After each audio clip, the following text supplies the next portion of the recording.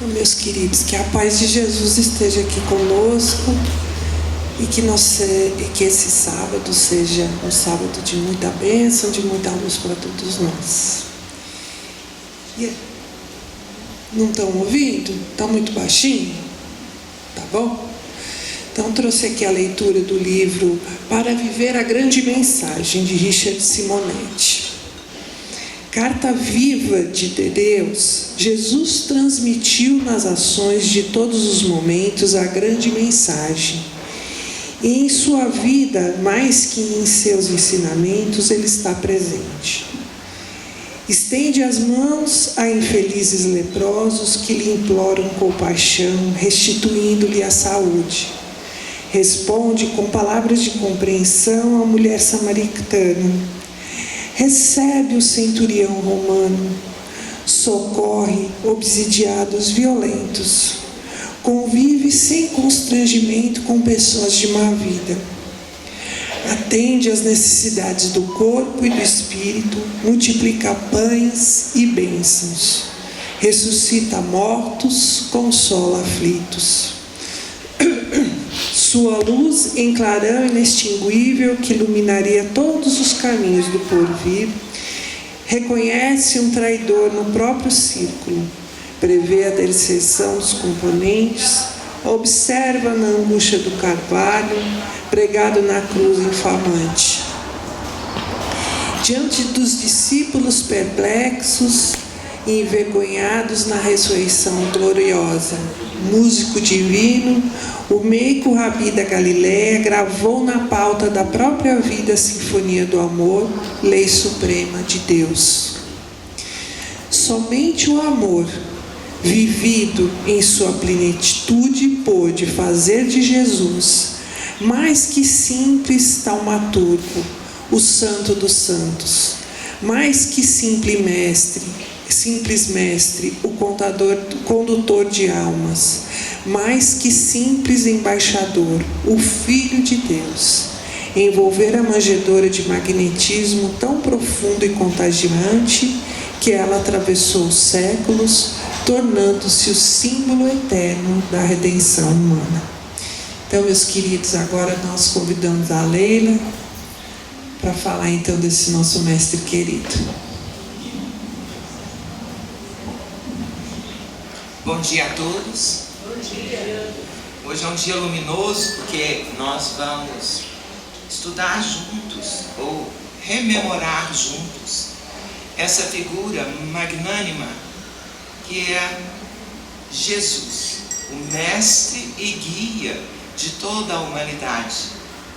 Então temos o privilégio, a felicidade, a alegria de poder nos dias de hoje conceber esse mestre conforme deve ser concebido.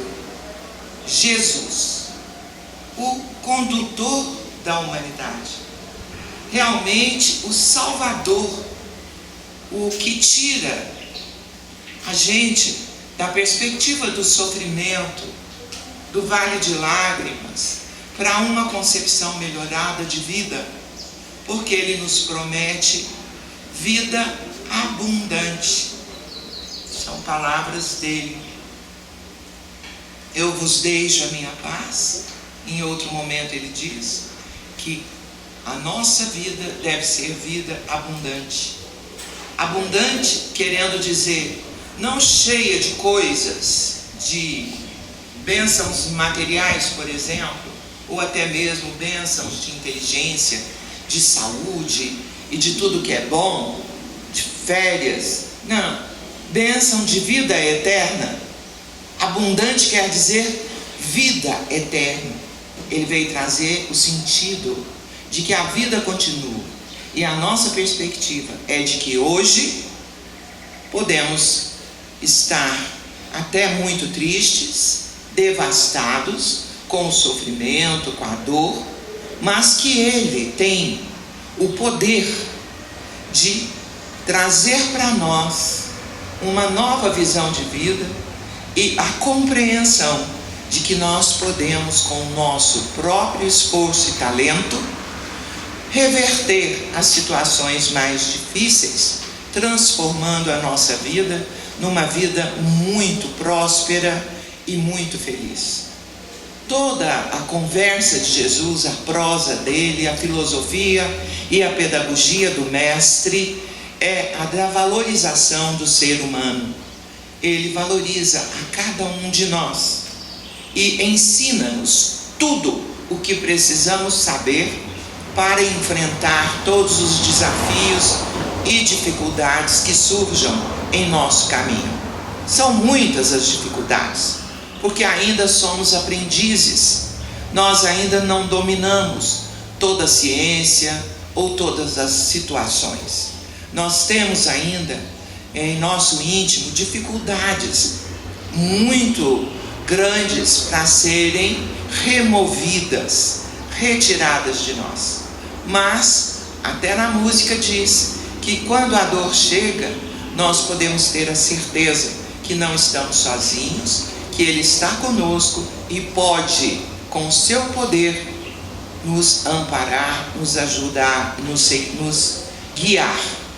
Então Ele que é o preceptor, o mestre, o condutor, o professor dessa humanidade, é também aquele que oferece o caminho.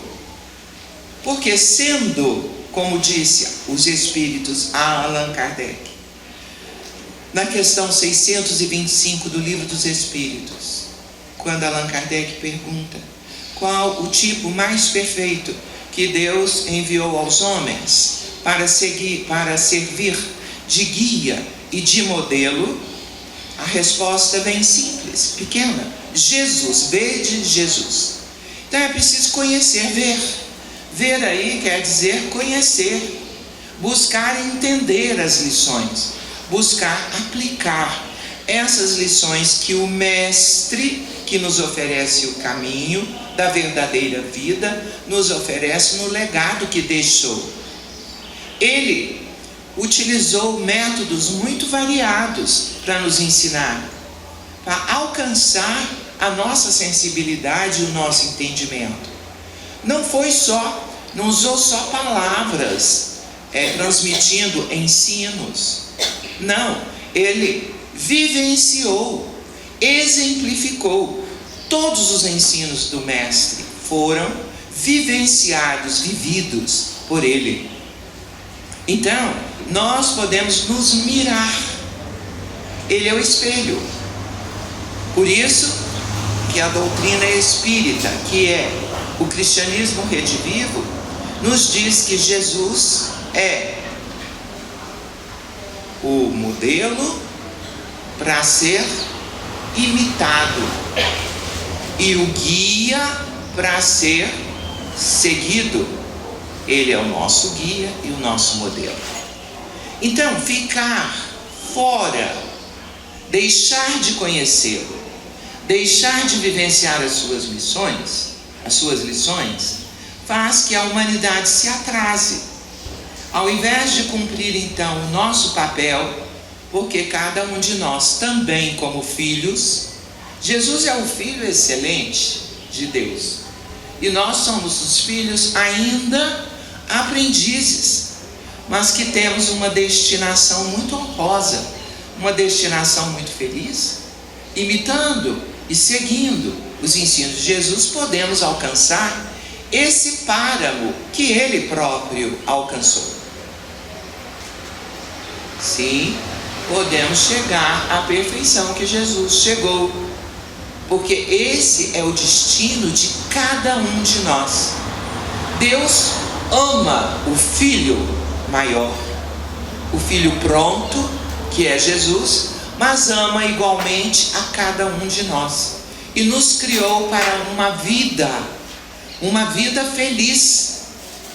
Assim como Jesus construiu a sua plenitude, o seu próprio aprimoramento, nós também estamos encarregados de construir o nosso próprio aprimoramento, a nossa plenitude como filhos. Jesus foi mestre, é mestre, foi ontem, desde sempre, hoje e será eternamente o nosso guia e o nosso modelo. Por quê? Porque ele tem todo o potencial, toda a força capaz de reverter todas as circunstâncias que possam, de certa forma, atrapalhar a lei do progresso a qual estamos todos submetidos. Ele veio para ensinar a lei de Deus, vivenciando-a, desenvolvendo ou despertando a humanidade para a real destinação dessa mesma humanidade. Ele não se prendeu aos rigorismos da lei judaica, porque como povo escolhido, os judeus que já acreditavam num Deus único, se apegaram egoisticamente de tal forma à lei trazida por Moisés, que aquilo ficou como que cimentado, reduzido a cerimoniais, a ritos, e sem abrirem-se para outras conotações mais humanas, mais leves, mais vivenciáveis. Então, o rigorismo da lei judaica foi trabalhado por Jesus, podando, e ele vem trazendo a lei divina no seu sentido exato. E o que é a lei divina? A lei divina é o espelho do próprio Criador, é o espelho do próprio Cristo, que é o mensageiro porta-voz, aquele que vem em nome de Deus com uma missão especial: trazer para o ser humano uma visão real da lei divina. A lei divina é amor. Amor não só para a parentela, não só para os do sangue, não só para os da seita, não só para os judeus, no caso do tempo antigo. Não só, mas ele trouxe uma mensagem universalista.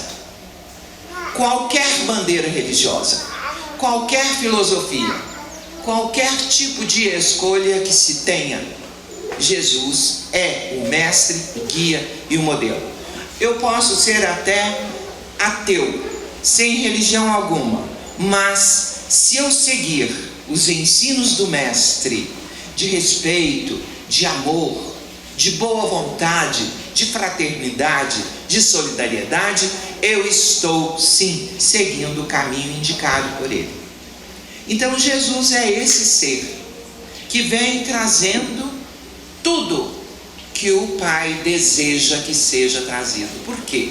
Porque ele vem para fazer a vontade do Pai, para executar a vontade do Pai. Por isso ele revela: eu e o Pai somos um.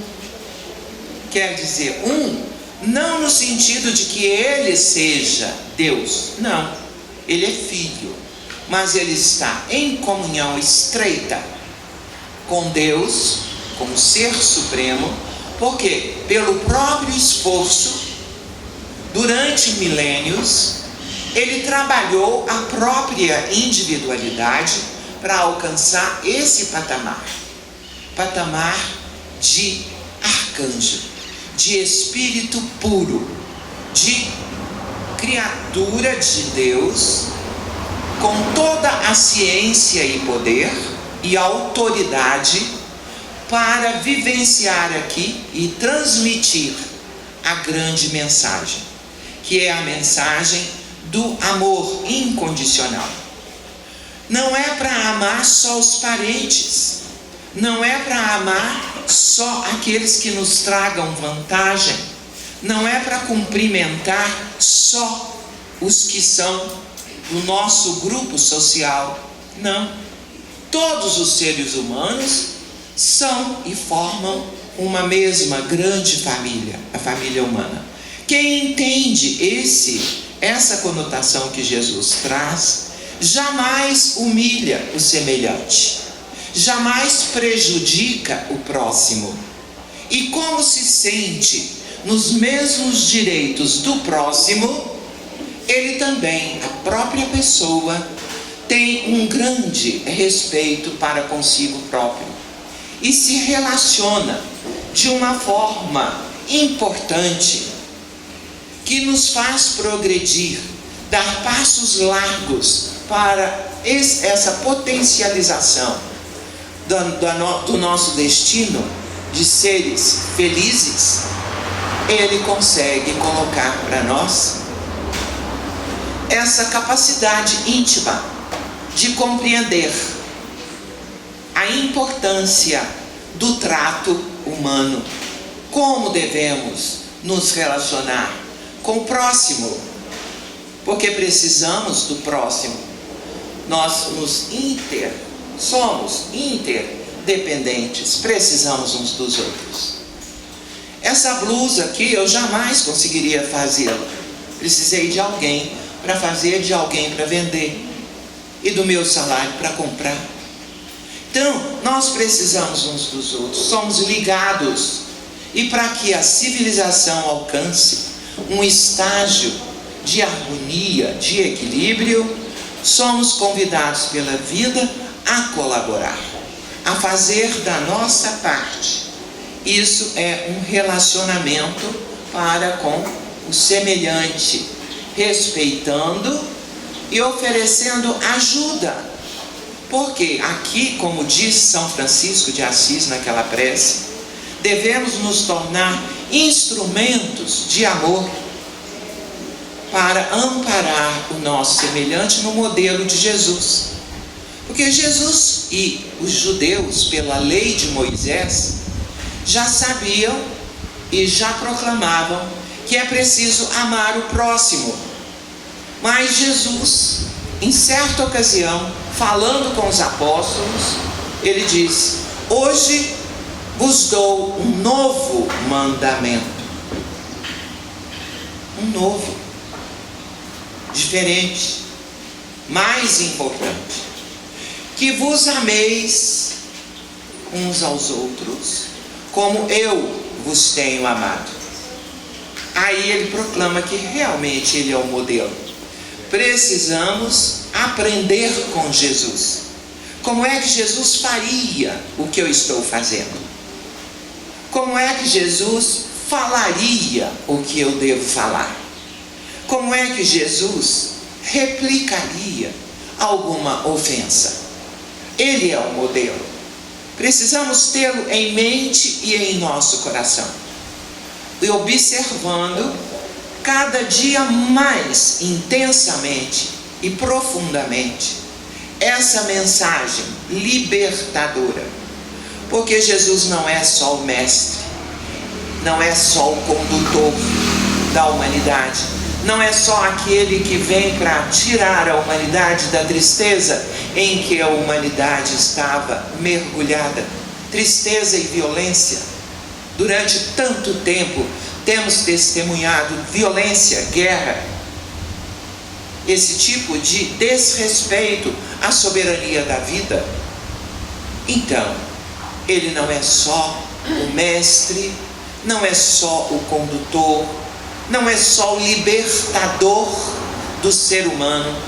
Porque como nós vamos nos libertar das nossas inferioridades, dos nossos vícios, das nossas paixões que nos atrelam para baixo? Olhando, vivenciando Jesus, para nos libertarmos daquilo que possa representar maldade, daquilo que pode representar atraso em nosso desenvolvimento moral e espiritual. Ele é o libertador, porque ele nos ensina, quando naquele episódio,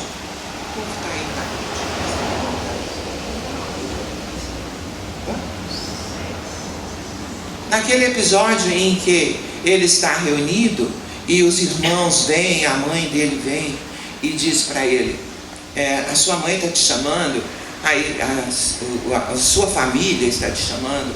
E ele se dirige àqueles a quem ele estava com quem ele estava conversando: quem são minha mãe e meus irmãos?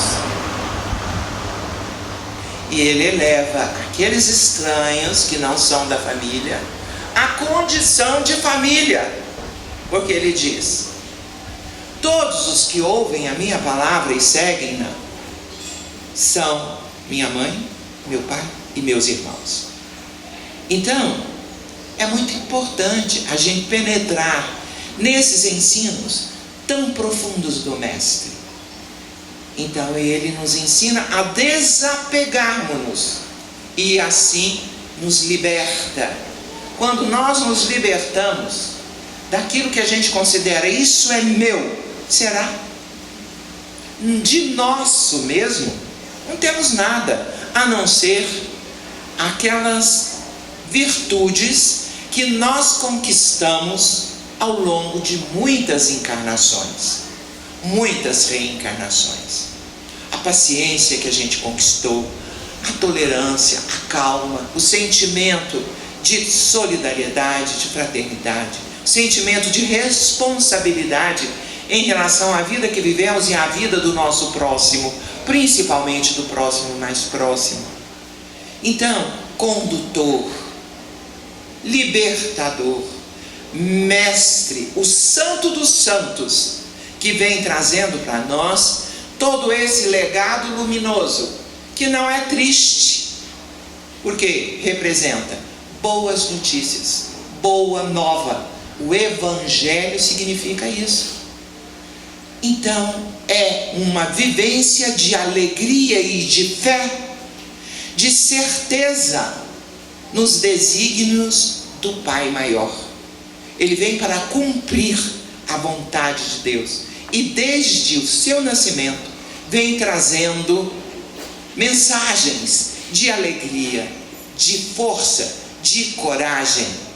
Como é que Jesus via a si mesmo? Ele via a si mesmo como um lavrador, um semeador, que ama a terra onde semeia. A terra somos nós, e as sementes são os ensinos dele, são as palavras dele.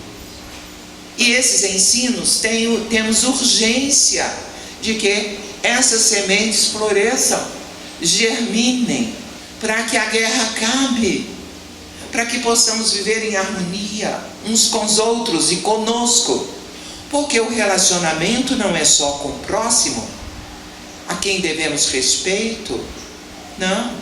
Relacionamento é conosco próprios. É preciso que nós nos liguemos àquilo que é nobre, belo e justo, que nós nos liguemos à espiritualidade amiga e chegarmos até a Deus, nosso Pai, porque o que Jesus veio fazer é exatamente isso: nos conduzirmos ao Pai, à casa de origem. Nada então de revolta, nada então de impaciência, intolerância. Aqui estamos para aprender, e é preciso aprender as lições que o Mestre nos traz. Lições que têm a ver com o nosso próprio crescimento, um autorrespeito. É preciso que a gente se respeite e que que a gente não se ofereça o menor, o que nos amesquinhe, o que nos faz pequenos, o que nos faz esquecer da nossa grandeza de filhos de Deus. Então é preciso olhar para dentro de nós e criar aqui dentro um espaço de merecimento que já existe, porque temos vivenciado muitas vidas, muitas existências e temos aprendido. Hoje, se estamos nesse nível de compreender a doutrina dos Espíritos, mensageiros de Jesus, que como os profetas lá atrás trazem para nós mensagens luminosas, e já temos até a capacidade de separar o joio do trigo, as mensagens que são boas das mensagens que não prestam. Nós temos esse dever de utilizar bem a nossa inteligência e trabalharmos em nosso próprio favor. Isso é autorrespeito.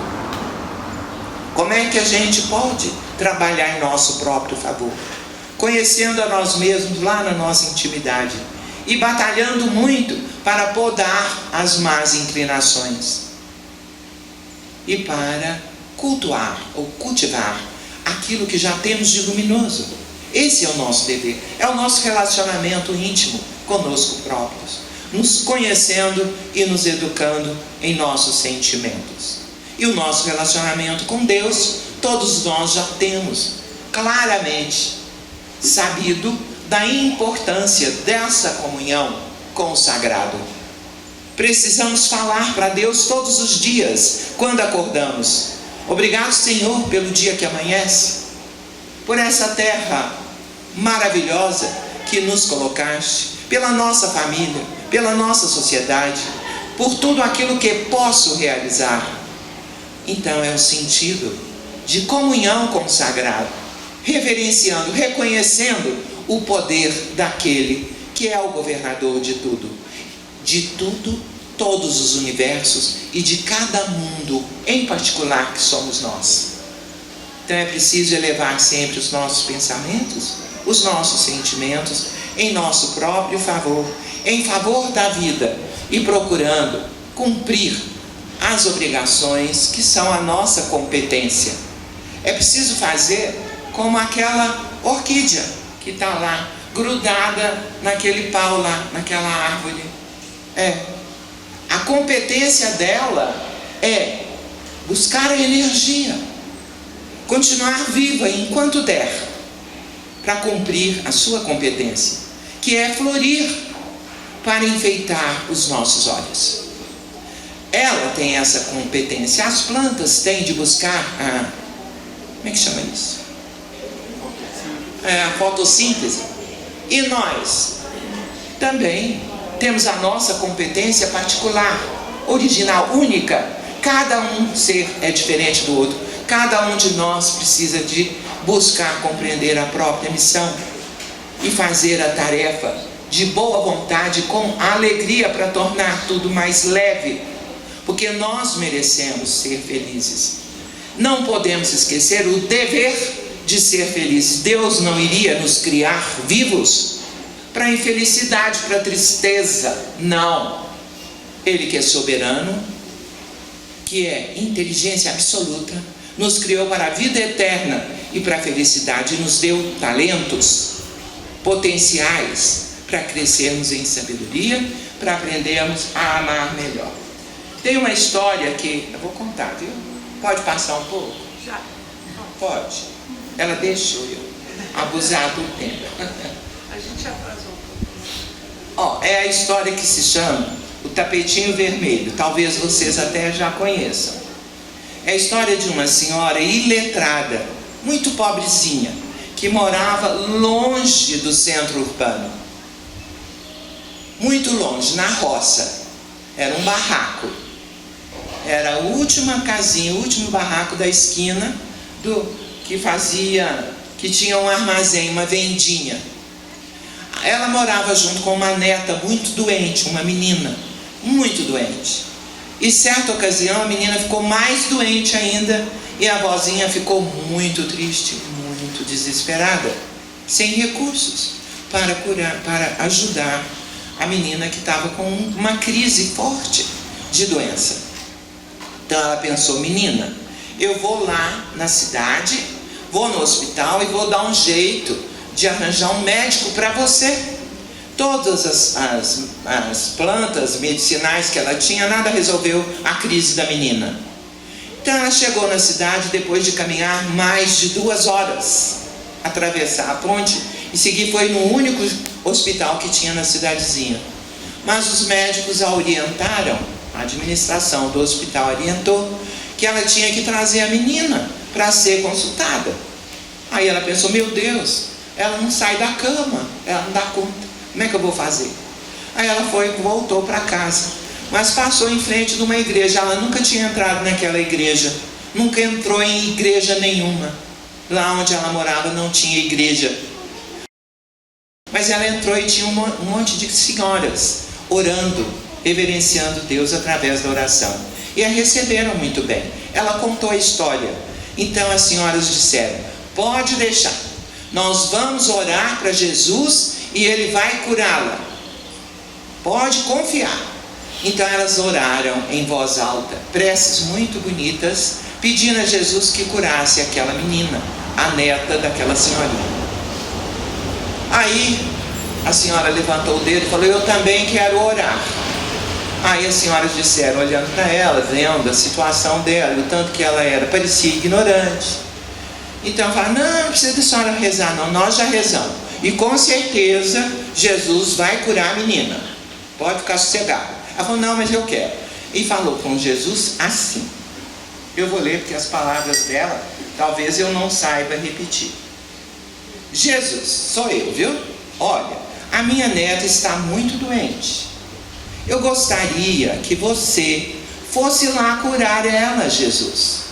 Você pega uma caneta que eu vou dizer para você aonde é que fica. Aí as fiéis se entreolharam, né? E continuaram ali ouvindo. Já está com a caneta, Jesus? Então, você vai seguindo em frente e quando passar o rio com a ponte, você entra na segunda estradinha de terra. Não vai errar, hein?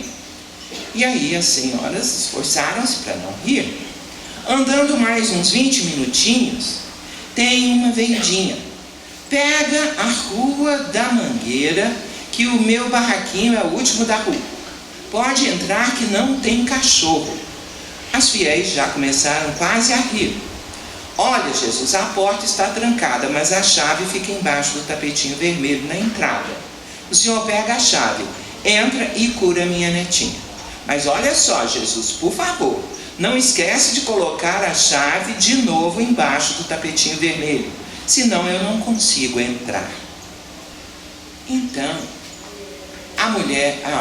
as senhoras disseram que não é assim que a gente faz prece, não é assim que a gente ora a Jesus, mas que ela podia ir embora. Aí ela foi meio desalentada, pensando que tinha errado. Então, ela chegou em casa e foi recebida pela neta, que veio correndo abraçá-la. Aí ela disse: minha neta, você está de pé? Como é possível?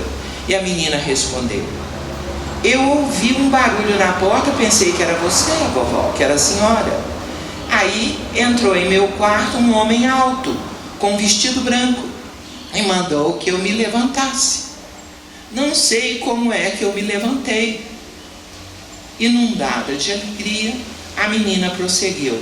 Depois ele sorriu,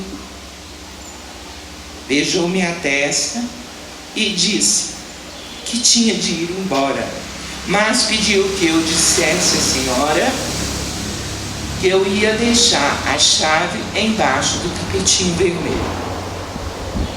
Essa é a história de misericórdia, de bondade, de entendimento de que cada um de nós, até uma senhorinha idosa, iletrada, até uma meninazinha, são alvo da atenção particular de Jesus, nosso libertador, nosso amor maior, porque Ele é, como Deus Pai, amor incondicional a toda a sua criatura.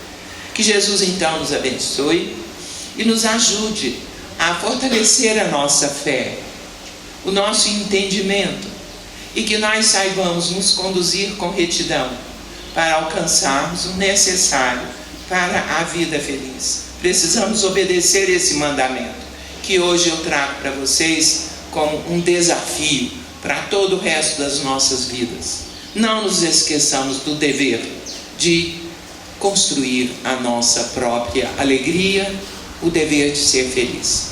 Obrigada pela atenção de todos. Um bom dia. Muito obrigada, Leila.